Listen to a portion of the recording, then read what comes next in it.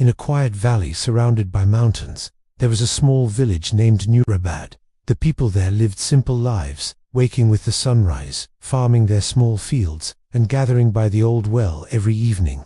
But the village carried one silent sorrow. It had been years since a single drop of rain touched their land. The crops dried, animals grew weak, and fear spread like a shadow. Among the villagers lived a young orphan girl named Amina. She had lost her parents when she was only 7, and since then she lived in a tiny mud house near the edge of the village. Her clothes were simple, her shoes worn, and her meals never more than a piece of bread and a cup of water. But she had one thing that no one else in the village had: a heart full of unshakable faith. Amina would wake before dawn, climb a small hill behind her house, and sit there quietly watching the sky.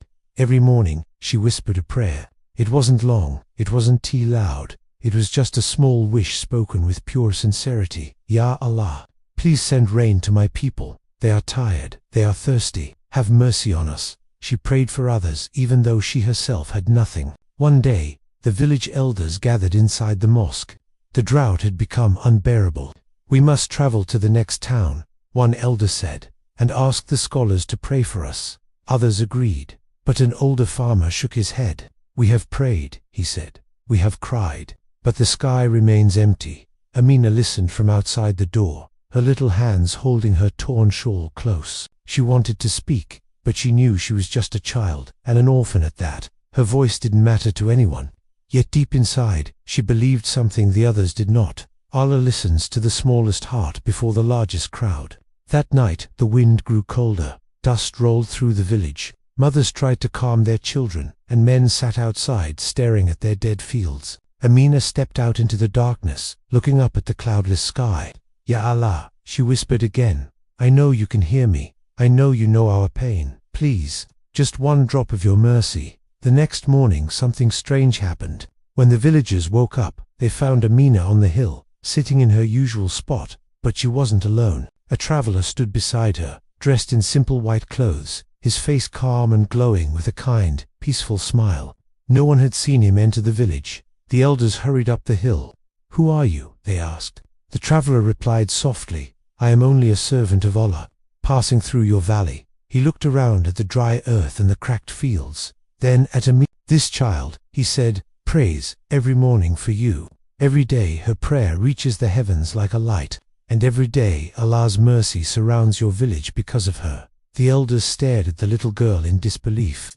Amina lowered her head shyly, her cheeks turning warm. The traveler continued, but today her prayer touched the sky differently. Today it came with tears, and the heavens have answered. At that very moment, a sound echoed across the valley, a sound none of them had heard in years, a soft roll of thunder. The villagers looked up. Dark clouds gathered like giant wings spreading across the sky. A cool breeze swept through the fields, carrying the scent of rain. Then the first drop fell. It landed on the dusty ground beside Amina's foot, sinking instantly into the earth. Another drop followed, then another, and suddenly the sky opened. Rain poured like silver threads from the heavens. Children screamed with joy, running through the streets. Mothers lifted their hands and cried. Men fell to their knees in gratitude. The dry fields drank eagerly, turning the color of life again. The riverbed began to fill, and the dusty air grew fresh and clean. Amina stood in the middle of the hill, rain soaking her shawl, her hair, her small trembling hands. She looked up and smiled through the drops as her tears mixed with the rain.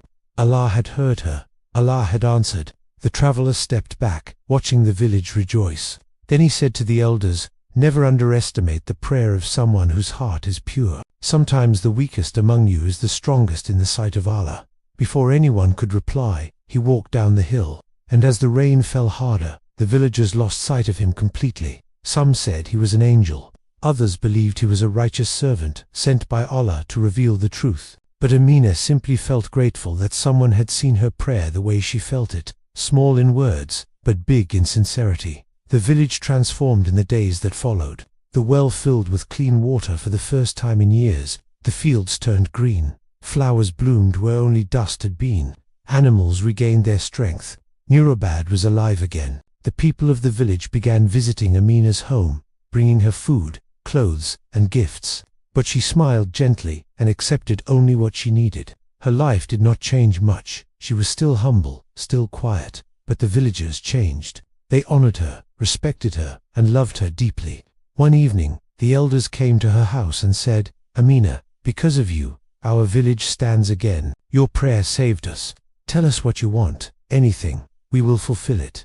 Amina looked at them with innocent eyes and replied, "I only want one thing. Promise me you will always remember that Allah listens to every heart, even the smallest one." The elders, moved to tears, nodded.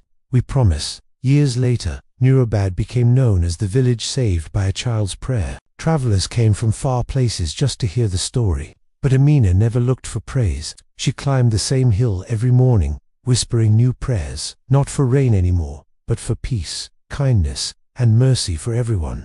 And whenever the sky rumbled softly with distant thunder, the villagers would smile and say, "Perhaps Amina's prayer has reached the heavens again." Because once, a little orphan girl with nothing but faith had changed the fate of an entire village with a prayer whispered only to Allah, and answered with rain that felt like hope.